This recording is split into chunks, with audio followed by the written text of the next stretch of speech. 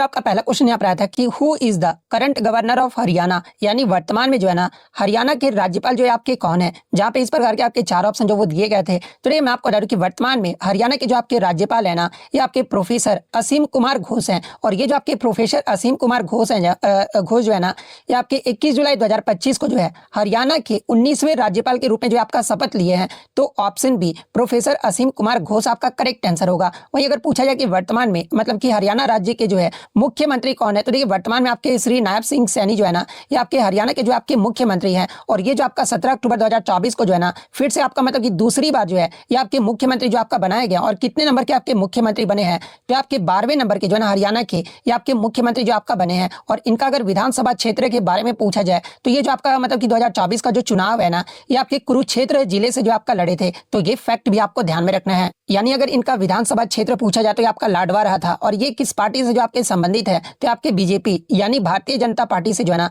ये आपके संबंधित है। हरियाणा राज्य में अगर विधानसभा की कुल सीटें अगर पूछी जाए तो ये आपका टोटल 90 सीट है। लोकसभा की सीटें की अगर मैं बात कर लूँ तो ये आपका 10 सीट है। और राज्यसभा की जो टोटल सीट है ना, ये आपका 5 सीट है। तो ये फैक्ट भी आपको ध्यान में रखना है।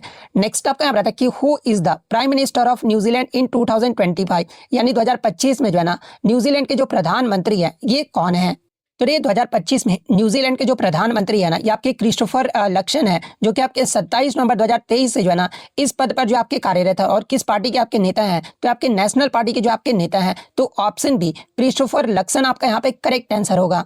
नेक्स्ट आपका बताता है कि who appoints the attorney general of India, यानी भारत के महान्यायवादी की जो नियुक्ति है ना, ये किसके द्वारा जो आपका किया जाता है। तो ये भारत के महान्यायवादी की जो नियुक्ति है ना, ये आपका राष्ट्रपति के द्वारा जो आपका किया जाता है। और किस अनुच्छेद के तहत अगर पूछा जाए तो ये भारतीय संविधान के अनुच्छेद 76 के क्लोज 1 के तहत जो है ना ये आपका केंद्रीय मंत्री परिषद यानी सरकार की सलाह पर जो है ना ये आपका राष्ट्रपति के द्वारा जो आपका किया जाता है। और मैं आपको बता दूं कि जो आपका राष्ट्रपति की इच्छा पर जो है ना ये आपके पद जो आपके धारण करते हैं, इनका मतलब कि भारत के महान्यायवादी का जो है ना कोई भी आपका निश्चित कार्यकाल जो आपका नहीं होता है। इसके अलावा योग्यता के बारे में एग्जाम में पूछा जाता है। तो देखिए वह व्यक्ति जो सुप्रीम कोर्ट का जज बनने की योग्यता रखता हो, या फिर आपका भारत का नागरिक हो, 5 साल हाई कोर्ट जज, या फिर 10 साल एडवोकेट का अनुभव हो, या फिर आपका प्रख्यात मतलब कि विधिवेता हो, ये जो योग्यता है ना ये आपके भारत के महान्यायवादी बनने की मतलब कि नियुक्त होने की जो ये आपका योग्यता है। तो ये पॉइंट भी आप ध्यान में रखिएगा। और पद की प्रकृति की अगर मैं बात कर लूँ तो ये जो आपका भारत सरकार के जो है ना सर्वोच्च कानूनी अधिकारी होते हैं। और राष्ट्रपति की इच्छा तक जो है ना ये आपके पद पर जो वो बने रहते हैं। और वर्तमान में भारत के महान्यायवादी के बारे में अगर पूछा जाए तो वर्तमान में जो आपके भारत के महान्यायवादी है ना ये आपके आर वेंकटरमणि है, जिन्होंने 1 अक्टूबर 2022 को जो है ना ये आपका पद जो वो संभाले थे। और आप कमेंट करके जवाब दीजिएगा कि वर्तमान में जो आपके मतलब कि भारत के महान्यायवादी यानी आर वेंकटरमणि है ना ये कितने नंबर के महान्यायवादी जो आपके बने हैं, ये जो आप कमेंट करके जरूर जवाब दीजिएगा। तो राष्ट्रपति किस ऑप्शन में आपका दिया गया, तो ऑप्शन सी में दिया गया है। तो ऑप्शन सी आपका करेक्ट आंसर होगा। नेक्स्ट आपका बताते हैं कि when was the planning commission established, यानी योजना आयोग की जो स्थापना है ना ये कब किया गया था। तो देखिए योजना आयोग की जो स्थापना है ना ये आपका 15 मार्च 1950 को जो है ये भारत के पहले प्रधानमंत्री पंडित जवाहरलाल नेहरू की अध्यक्षता में जो है ना मंत्रिमंडलीय प्रस्ताव के माध्यम से जो आपका किया गया था। तो 15 मार्च 1950 ऑप्शन बी आपका करेक्ट आंसर होगा। इसके अलावा एग्जाम में अगर पूछा जाए कि योजना आयोग को जो है समाप्त कब किया गया था, तो देखिए योजना आयोग को जो समाप्त है ना ये आपका नरेंद्र मोदी सरकार के द्वारा जो है ये आपका 17 अगस्त 2014 को जो आपका किया गया था। और योजना आयोग के स्थान पर जो है आपका क्या लाया गया था, तो देखिए प्लानिंग कमीशन के स्थान पर जो है ना ये आपका नीति आयोग लाया गया था। और नीति आयोग का जो गठन है ना ये आपका 1 जनवरी 2015 को जो आपका किया गया था। और नीति आयोग के जो अध्यक्ष होते हैं ना ये आपके भारत के प्रधानमंत्री होते हैं। तो ये फैक्ट भी आपको ध्यान में रखना है।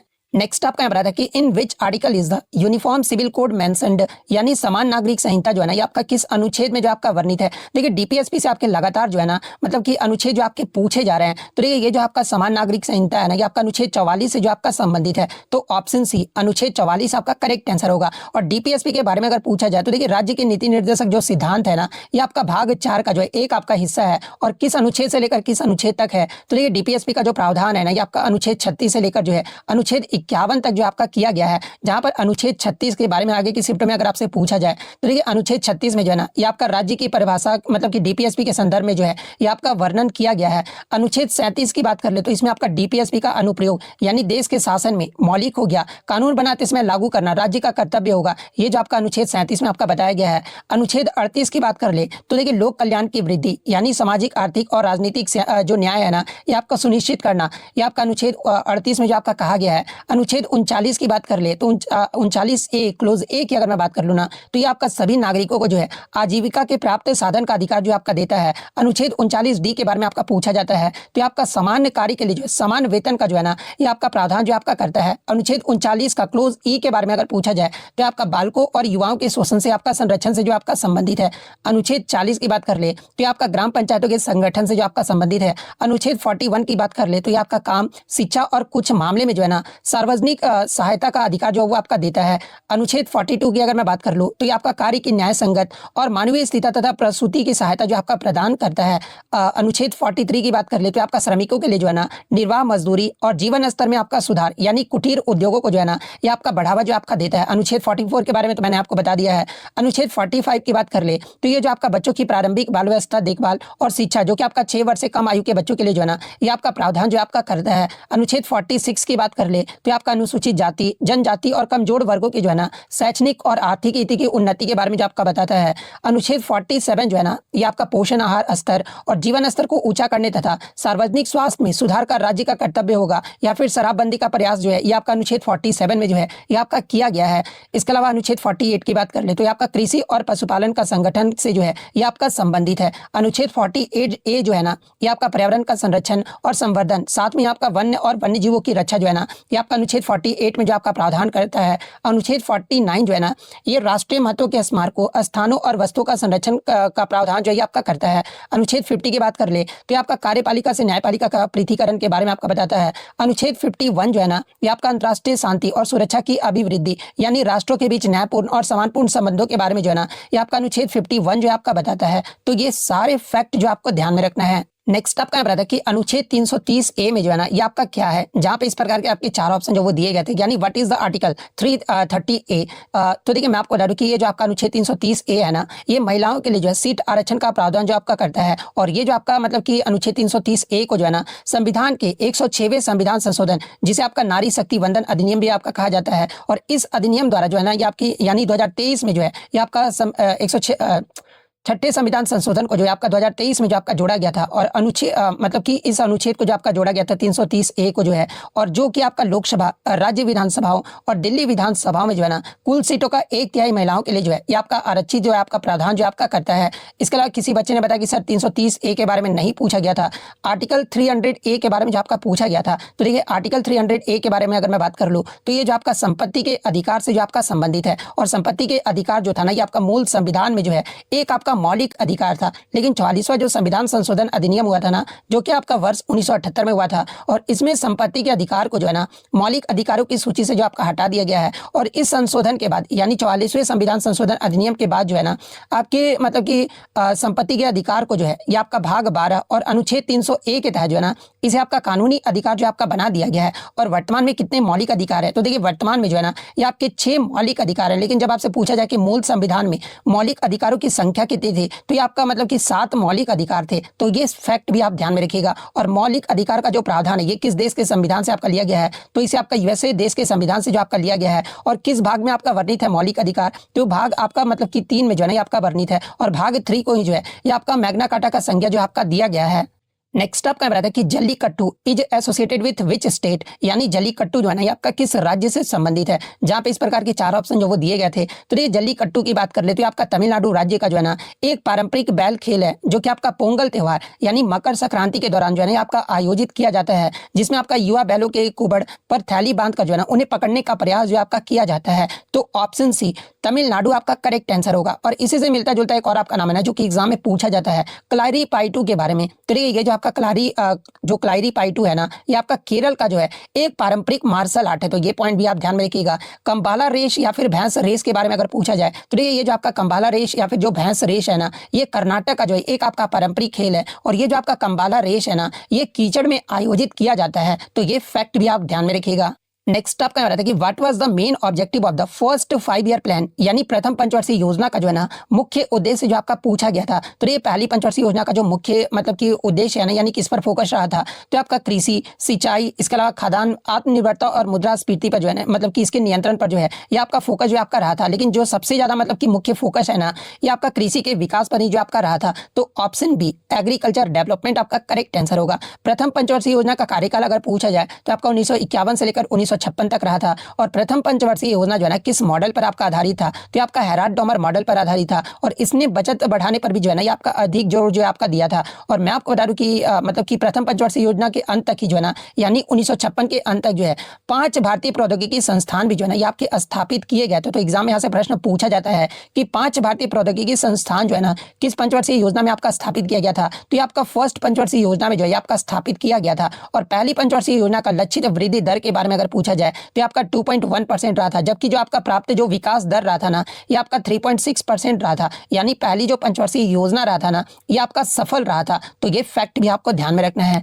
नेक्स्ट आपका यहाँ रहा था कि on which model was the second 5 year plan based, यानी दूसरी पंचवर्षीय योजना जो है ना ये आपका किस मॉडल पर आधारित था। देखिए पंचवर्षीय योजना से जो है 2 से 3 क्वेश्चन आपके हर शिफ्ट में जो वो पूछे जा रहे हैं। तो देखिए दूसरी जो पंचवर्षीय योजना है ना ये आपके पीसी महालनोबिस मॉडल पर आधारित था। तो option B PC Mahalanobis model आपका करेक्ट आंसर होगा। और इसका उद्देश्य के बारे में अगर पूछा जाए तो देखिए दूसरी पंचवर्षीय योजना का जो मुख्य उद्देश्य है ना ये आपका बुनियादी और भारी उद्योगों के विकास पर जो है विशेष जोर देने के साथ जो है तेजी से औद्योगिकरण पर रहा था। तो ये पॉइंट भी आप ध्यान में रखिएगा। और दूसरी पंचवर्षीय योजना का जो लक्षित वृद्धि दर है ना ये आपका 4.5% रहा था, जबकि जो वास्तविक विकास दर है ना ये आपका अपेक्षा से थोड़ा कम रहा था, यानी 4.27% ही जो है ये आपका मतलब कि वृद्धि दर जो है आपका मतलब कि हासिल किया गया था। यानी दूसरी जो पंचवर्षीय योजना है ना आमतौर पर जो है आपका असफल रहा था। तो ये फैक्ट भी आपको ध्यान में रखना है। अब देखिए पंचवर्षीय योजना से आपके लगातार प्रश्न पूछे जा रहे हैं। तो आगे के शिफ्ट में जिनका भी एग्जाम है आप देख लो कि भारत में आपके टोटल कितने पंचवर्षीय योजनाएं हुई थी। तो आपका टोटल 12 पंचवर्षीय योजनाएं हुई थी। और जिसका अवधि और उद्देश्य की बात कर ले तो पहली पंचवर्षीय योजना के बारे में तो मैंने आपको सारा कुछ बता दिया है।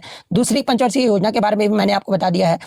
दूसरी पंचवर्षीय योजना का अगर कार्यकाल पूछा जाए तो आपका 1956 से 1961 तक रहा था। तीसरी पंचवर्षीय योजना का कार्यकाल जो है आपको 1961 से 1966 तक जो आपका रहा था। और इसका उद्देश्य के बारे में अगर पूछा जाए तो ये तीसरी पंचवर्षीय योजना का जो उद्देश्य है ना ये आपका आत्मनिर्भरता और आत्मनिर्भर कृषि औद्योगिक अर्थव्यवस्था का जो है ना ये आपका निर्माण करना था। नेक्स्ट अगर बात कर ले योजना अवकाश आपका आ गया था, जो कि योजना अवकाश का जो कार्यकाल है ना ये आपको 1966 से जो है 1969 तक जो आपका रहा था, जो कि आपका एक योजना नहीं था बल्कि योजनागत जो आपका विराम था। नेक्स्ट आपका चौथी पंचवर्षीय योजना की बात कर ले तो ये चौथी पंचवर्षीय योजना का जो अवधि है ना आपका 1969 से लेकर जो है 1974 तक रहा था। और इसका जो उद्देश्य है ना ये आपका स्थिरता के साथ विकास और गरीबी उन्मूलन के लिए जो है गरीबी हटाओ का नारा जो आपका दिया गया था। इसके अलावा पांचवी पंचवर्षीय योजना जो है आपका 1974 से लेकर जो है 1979 तक जो आपका रहा था। और इसका जो मतलब कि उद्देश्य है ना ये आपका गरीबी उन्मूलन हो गया, रोजगार सृजन और न्यूनतम आवश्यकता कार्यक्रम जो है इस पर जो आपका जोर जो आपका दिया गया था। इसके अलावा छठी पंचवर्षीय योजना की बात कर ले तो आपका 1980 से लेकर जो है 1985 तक जो आपका रहा था। और इसका जो उद्देश्य है ना ये आपका गरीबी और बेरोजगारी के उन्मूलन के साथ जो है आर्थिक विकास की गति को जो आपका बढ़ाना था। सातवीं पंचवर्षीय योजना की बात कर ले तो ये आपका 1985 से लेकर जो है 1990 तक रहा था। और इसका जो उद्देश्य है ना ये आपका भोजन वस्त्र और आवास के मामले में जो है आत्मनिर्भरता और उत्पादकता में जो आपका वृद्धि करना था। आठवीं पंचवर्षीय योजना की अगर मैं बात कर लूँ तो देखिए आठवीं पंचवर्षीय योजना की जो अवधि है ना ये आपका 1992 से लेकर जो है 1997 तक रहा था। इसके बाद आपका 1990 से 1991 मतलब कि आठवीं पंचवर्षीय योजना से पहले जो है ना 1990 से 1991 में जो है आपका वार्षिक योजनाएं थी। बाद में आपका आठवीं पंचवर्षीय योजना 1992 से 1997 तक रहा था। और इसका जो उद्देश्य है ना ये मानव संसाधन विकास, रोजगार सृजन और तीव्र मतलब कि आर्थिक विकास पर जो आपका केंद्रित था। नौवीं पंचवर्षीय योजना का जो अवधि है ये आपका 1997 से लेकर जो है वर्ष 2002 तक रहा था। और इसका जो उद्देश्य है ना ये सामाजिक न्याय और समानता के साथ जो है ये आपका विकास पर जो आपका फोकस था। 10वीं पंचवर्षीय योजना की बात करें तो इसका जो अवधि है आपका 2002 से लेकर 2007 तक रहा था। और इसका जो उद्देश्य है ना ये प्रति वर्ष 8% जीडीपी वृद्धि, इसके अलावा गरीबी दर में कमी और रोजगार के अवसर को जो आपका बढ़ाना था। 11वीं पंचवर्षीय योजना की बात करें तो आपका 2007 से 2012 तक इसकी अवधि रहा था। और इसका जो उद्देश्य है ना ये आपका तीव्र और समावेशी विकास, शिक्षा और स्वास्थ्य और लैंग जो है ये आपका इसका उद्देश्य रहा था। 12वीं पंचवर्षीय योजना की बात कर ले तो इसकी जो अवधि है ये आपका 2012 से 2017 तक रहा था। हालांकि अंतिम पंचवर्षीय योजना जो है पूरा तो आपका नहीं हो पाया था, लेकिन इसका जो लक्ष्य है ना ये आपका तीव्र हो गया, समावेशी और टिकाऊ विकास पर जो है ये आपका 12वीं पंचवर्षीय योजना का उद्देश्य जो आपका रहा था। तो ये सारे फैक्ट जो आपको ध्यान में रखना है। नेक्स्ट आपका बता था कि विच लॉ डज भारतीय न्याय संहिता 2023 रिप्लेस, यानी भारतीय न्याय संहिता 2023 में जो है ना किस कानून को जो आपका प्रतिस्थापित जो आपका किया है। जहाँ पे इस प्रकार के 4 ऑप्शन जो वो दिए गए थे। तो ये भारतीय न्याय संहिता 2023 में जो है ना ये आपका भारतीय दंड संहिता यानी इंडियन पेनल कोड को जो है ना ये आपका रिप्लेस जो आपका किया है। तो ऑप्शन बी आपका करेक्ट आंसर होगा। और देखिए मैं आपको बता दूं कि ये जो आपका मतलब कि BNS को जो है ना ये आपका 25 दिसंबर 2023 को जो है ये आपका पारित किया गया एक नया कानून है जो कि आपका आईपीसी 1860 को जो है ये आपका 511 धाराओं से जो है ये आपका 358 धाराओं से जो है ना ये आपका संक्षिप्त जो आपका करता है तथा समकालीन अपराधों जैसे कि आपका साइबर अपराध हो गया, संगठित अपराध हो गया, इसके लिए जो है ना ये आपका आधुनिक प्रावधान को भी जो आपका जोड़ता है। तो ये फैक्ट भी आपको ध्यान में रखना है। और यहाँ से एग्जाम में एक प्रश्न पूछा जाता है ना कि भारतीय न्याय संहिता 2023 को जो है लागू करने के लिए कौन सी संस्था जो आपका जिम्मेदार है। तो देखिए मैं आपको बता दूं कि इस नए कोड की समीक्षा जो है ना ये आपका गृह मामलों की अस्थायी समिति के द्वारा जो आपका किया जाता है और इसका जो उद्देश्य है ना ये आपका आईपीसी को जो आपका प्रतिस्थापित करना, जबकि इसके मूल प्रावधानों को जो है आपका बनाए रखना और नए अपराध को जोड़ना और विभिन्न अपराधों के लिए भी जो है ना ये आपका दंड जो आपका बढ़ाना है। तो ये फैक्ट भी आपको ध्यान में रखना है। नेक्स्ट आपका मेरा था कि who was the founder of the Vakataka dynasty, यानी वकाटक वंश का जो संस्थापक है ना ये आपका कौन था। जहाँ पे इस प्रकार के 4 ऑप्शन जो वो दिए गए थे। तो ये वकाटक वंश की जो स्थापना है ना ये आपका 3री शताब्दी के मध्य यानी लगभग आपका 250 से 270 ईस्वी के मध्य जो है ना ये आपका विंध्य शक्ति के द्वारा जो आपका किया गया था। और ये जो आपका मतलब कि विंध्य शक्ति ने जो है मध्य भारत के दक्कन क्षेत्र में जो है ना वकाटक वंश की स्थापना जो वो किए थे, जो कि आपका सातवाहन साम्राज्य के पतन के बाद जो है ना ये आपका वकाटक वंश जो आपका उभरा था। तो ऑप्शन बी विंध्य शक्ति आपका करेक्ट आंसर होगा। नेक्स्ट आपका मेरा था कि who was the chief election commissioner of India during the 2024 Lok Sabha elections, यानी लोकसभा चुनाव 2024 के दौरान जो है ना भारत के मुख्य चुनाव आयुक्त कौन थे। तो देखिए जो आपका 2024 में 18वीं लोकसभा का जो आपका चुनाव हुआ था उस दौरान भारत के जो आपके मुख्य मतलब कि चुनाव आयुक्त थे ना ये आपके कौन थे। तो आपके राजीव कुमार थे, क्योंकि राजीव कुमार जो है ये आपका मई 2022 से लेकर जो है ना फरवरी 2025 तक जो है ये आपके भारत के मुख्य चुनाव आयुक्त का पद जो है ना ये आपके संभाले थे, जो कि आपके 25वें नंबर के जो आपके मुख्य चुनाव आयुक्त थे। तो ऑप्शन सी राजीव कुमार आपका करेक्ट आंसर होगा। और वर्तमान में अगर पूछा जाए कि भारत के मुख्य चुनाव आयुक्त कौन है तो देखिए 19 फरवरी 2025 से जो है ना ये आपके भारत के 26वें मुख्य निर्वाचन आयुक्त के रूप में जो है ये आपके श्री ज्ञानेश कुमार ने जो आपका पदभार जो आपका संभाला है। तो ये फैक्ट भी आपको ध्यान में रखना है। नेक्स्ट आपका बताया था कि between which 2 major geographical regions does the Vindhyachal range act as a divider, यानी विंध्याचल पर्वतमाला जो है ना किन 2 प्रमुख भौगोलिक भागों के बीच जो है विभाजक का कार्य जो आपका करता है। जहाँ पे इस प्रकार के 4 ऑप्शन जो वो दिए गए थे। तो देखिए ये जो आपका विंध्याचल पर्वतमाला जो है ना ये आपका मतलब कि उत्तरी मैदान और दक्कन के पठार के बीच का जो विभाजन है ना ये आपका कार्य जो आपका करता है। तो ऑप्शन बी आपका करेक्ट आंसर होगा। और मैं आपको बता दूं कि ये जो लगभग है ना ये आपका 1050 से 1086 किलोमीटर लंबी प्राचीन पर्वतमाला जो कि आपका मध्य भारत में आपका स्थित है, जो कि गंगा घाटी के उत्तरी मैदानों को जो है ना ये आपका दक्षिण के प्रायद्वीपीय पठार यानी दक्कन से जो आपका अलग करता है। तो ये फैक्ट भी आपको ध्यान में रखना है। नेक्स्ट आपका बताते हैं कि who appoints the chief minister of state, यानी राज्य के मुख्यमंत्री की जो नियुक्ति है ना ये कौन करते हैं। तो ये भारतीय संविधान के अनुच्छेद 164 के अकॉर्डिंग जो है ना राज्यपाल जो है विधानसभा में बहुमत प्राप्त दल या फिर गठबंधन के नेता को ही जो है ना ये आपका मुख्यमंत्री जो आपके नियुक्त करते हैं। यानी मुख्यमंत्री की जो नियुक्ति है ना ये राज्यपाल के द्वारा यानी गवर्नर के द्वारा जो आपका किया जाता है। तो ऑप्शन बी गवर्नर आपका करेक्ट आंसर होगा। नेक्स्ट आपका बताता है कि what type of dance is Manipuri and to which deity is it dedicated, यानी मणिपुरी किस प्रकार का नृत्य है और ये जो आपका किस देवता को जो आपका समर्पित है ये आपसे पूछा गया था। तो ये मणिपुरी की बात करें तो ये जो आपका एक मतलब कि प्रमुख शास्त्रीय नृत्य है और 18वीं शताब्दी में वैष्णव भक्ति से जो आपका विकसित हुआ था तथा ये जो आपका रासलीला के माध्यम से जो है ना राधा और कृष्ण की लीलाओं को जो आपका दर्शाता है। यानी एक तो आपका मणिपुरी जो आपका शास्त्रीय नृत्य है और ये जो आपका कृष्ण देव को जो है ना मतलब कि कृष्ण भगवान को जो है ये आपका समर्पित है। तो ऑप्शन बी आपका यहाँ पे करेक्ट आंसर होगा।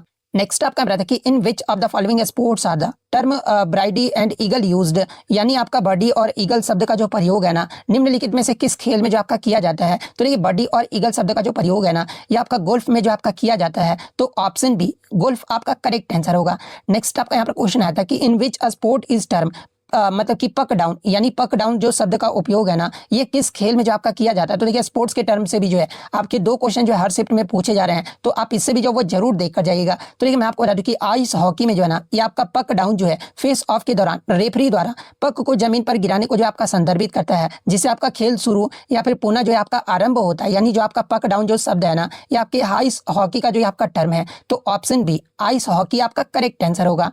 नेक्स्ट आपका यहाँ पर था कि which is the upper house of the Indian parliament, यानी भारतीय संसद का जो है ना उच्च सदन जो आपका कौन सा होता है। तो देखिए राज्यसभा को ही जो है ना ये आपका संसद का अस्थायी उच्च सदन जो आपका कहा जाता है, जिसमें आपके अधिकतम 250 सदस्य होते हैं, जिसमें आपका 238 जो सदस्य है ना ये आपका राज्य या फिर केंद्र शासित प्रदेश से चुने जाते हैं और 12 जो होते हैं ना ये आपके राष्ट्रपति द्वारा जो है ये आपके नामित किए जाते हैं। इसके अलावा मैं आपको बता दूं कि राज्यसभा जो है आपका राज्यों का प्रतिनिधित्व करता है तथा कभी कभी पूर्णतः जो है ना ये आपका भंग जो है आपका नहीं होता है। मतलब कि कभी कभी नहीं, मतलब कि कभी भी आपका पूर्णतः जो है ये आपका भंग भंग नहीं होता है, जबकि जो आपका लोकसभा होता है ना, ये आपका निचला सदन होता है। तो ये पॉइंट भी आप ध्यान में रखिएगा। और यही क्वेश्चन आपका एक और इसी प्रकार से पूछा गया था कि राष्ट्रपति के द्वारा जो है ना आपके राज्यसभा को किस अनुच्छेद के तहत जो है आपका भंग मतलब कि किया जा सकता है। तो एक ऑप्शन में आपका कोई नहीं जो आपका दिया गया था, क्योंकि आपका राज्यसभा का भी भंग होता ही नहीं है, इसलिए ऑप्शन डी कोई नहीं आपका करेक्ट आंसर होगा। और आगे के शिफ्ट में अगर आपसे पूछा जाए कि भारतीय संविधान का कौन सा अनुच्छेद जो है ना राष्ट्रपति को लोकसभा भंग करने की आपका शक्ति देता है, तो देखिए मैं आपको बता दूं कि अनुच्छेद 85 के अकॉर्डिंग जो है ना राष्ट्रपति जो है ये आपके संसद के सत्र जो आपका बुला सकते हैं और स्थगित कर सकते हैं, या फिर लोकसभा को भी जो है ना ये आपका भंग कर सकते हैं। लेकिन सामान्यतः जो है ये आपका प्रधानमंत्री की सलाह पर ही जो है ना ये आपका भंग जो आपका किया जाता है। तो ये फैक्ट भी आपको ध्यान में रखना है। नेक्स्ट आपका बताते हैं कि विच of the following classical dances is traditionally performed only by main, यानी निम्नलिखित में से कौन सा शास्त्रीय नृत्य जो है ना परंपरागत रूप से जो है केवल पुरुषों के द्वारा ही जो आपका किया जाता है। तो देखिए मैं आपको बता दूं कि कथकली जो है ना ये आपका केरल का एक शास्त्रीय नृत्य है जो कि आपका 17वीं शताब्दी में आपका विकसित हुआ था। और इसमें आपका पुरुष कलाकार ही जो है ना सभी भूमिकाएं यानी स्त्री पात्र सहित जो है ये आपका निभाते हैं, और साथ में ही आपका भारी मेकअप और वेशभूषा के साथ जो है ना ये आपका प्रदर्शित जो वो करते हैं। इसके अलावा कथकली जो होता है ये आपका रामायण और महाभारत के कथाओं पर आपका आधारित है तथा आंखों, हाव भाव और मुद्राओं से भी जो है ना ये आपका अभिनय जो वो किया जाता है, यानी पुरुषों के द्वारा आपका कौन सा नृत्य जो आपका किया जाता है, तो ये आपका जो है कथकली नृत्य को जो आपका किया जाता है। तो ऑप्शन बी कथकली आपका करेक्ट आंसर होगा। नेक्स्ट आपका बता था कि 29 मार्च 2025 को जो है ये आपका नई दिल्ली में आयोजित राष्ट्रीय पर्यावरण सम्मेलन 2025 का जो उद्घाटन है ना ये किसके द्वारा जो आपका किया गया था। तो इसका जो उद्घाटन है आपके मतलब कि राष्ट्रपति द्रौपदी मुर्मू के द्वारा जो आपका किया गया था, जो कि आपका एक 2 दिवसीय कार्यक्रम था। और इसका जो आयोजन है ना ये किसके द्वारा किया गया था, अगर ये पूछा जाए तो आपका एनजीटी यानी राष्ट्रीय हरित अधिकरण के द्वारा जो है ना इसका मतलब कि आयोजन जो आपका किया गया था। और इसका उद्देश्य अगर पूछा जाए तो आपका पर्यावरणीय चुनौतियों पर चर्चा करना और सतत विकास के लिए रणनीति जो ये आपका बनाना है। तो ये पॉइंट भी आप ध्यान में रखिएगा। तो इसका उद्घाटन आपसे पूछा गया था, तो ऑप्शन बी राष्ट्रपति द्रौपदी मुर्मू आपका करेक्ट आंसर होगा। नेक्स्ट आपका बताते कि in which sport has India won the most Olympic medals, यानी भारत ने ओलंपिक में सबसे ज्यादा जो पदक है ना ये किस खेल में जो आपके जीते हैं। जहां पे इस प्रकार के 4 ऑप्शन जो वो दिए गए थे। तो देखिए मैं आपको बता दूं कि भारत ने अब तक जो है मतलब कि पुरुष हॉकी टीम ने जो है ना ओलंपिक में सबसे ज्यादा मेडल जो आपके जीते हैं। और ओलंपिक मतलब कि पुरुष हॉकी के द्वारा ओलंपिक में जो है ना अब तक टोटल जो आपके 13 पदक जो आपके जीते गए हैं, जिनमें आपका 8 स्वर्ण पदक यानी 8 गोल्ड मेडल जीता गया, 1 आपका जो वो सिल्वर मेडल और 4 जो आपका ब्रॉन्ज मेडल जो आपका शामिल है 1928 से 2024 तक मैं बात कर रहा हूँ। ठीक है, तो ऑप्शन सी हॉकी आपका यहाँ पे करेक्ट आंसर होगा। नेक्स्ट आपका बता था कि triple axel is related to which sport, यानी ट्रिपल एक्सल जो खेल है ना ये किस खेल से जो आपका संबंधित है, सॉरी शब्द जो है। तो देखिए ट्रिपल एक्सल जो है ना ये आपका फिगर स्केटिंग का जो है सबसे कठिन जंप जो आपका माना जाता है, जिसमें स्केटर जो है ना आगे की ओर टेक ऑफ लेकर जो है हवा में 3.5 चक्कर जो आपका लगाता है और विपरीत पैर पर जो है ना ये आपका बैकवर्ड जो है आपका लैंड करता है। यानी जो आपका ट्रिपल एक्सल जो शब्द है ना ये आपके मतलब कि किससे संबंधित है, जो आपका फिगर स्केटिंग से जो आपका संबंधित है। तो ऑप्शन बी फिगर स्केटिंग आपका करेक्ट आंसर होगा। तो देखिए इतने क्वेश्चन जो है आज मुझे बच्चों के द्वारा मिले हैं। तो इसी प्रकार से जब भी आपका एग्जाम होता है ना तो टेलीग्राम पर आप क्वेश्चन जरूर भेजा कीजिए। टेलीग्राम का जो लिंक आपको डिस्क्रिप्शन में दे दिया गया है, आप ज्वाइन करके जो वो जरूर भेजा कीजिएगा। तो अगर वीडियो पसंद आई तो वीडियो को लाइक जरूर कर दीजिएगा और इसी तरह रियल एनालिसिस पाने के लिए जो है चैनल को सब्सक्राइब जरूर कर दीजिएगा। तो मिलते हैं नेक्स्ट वीडियो में, तब तक thank you, all the best.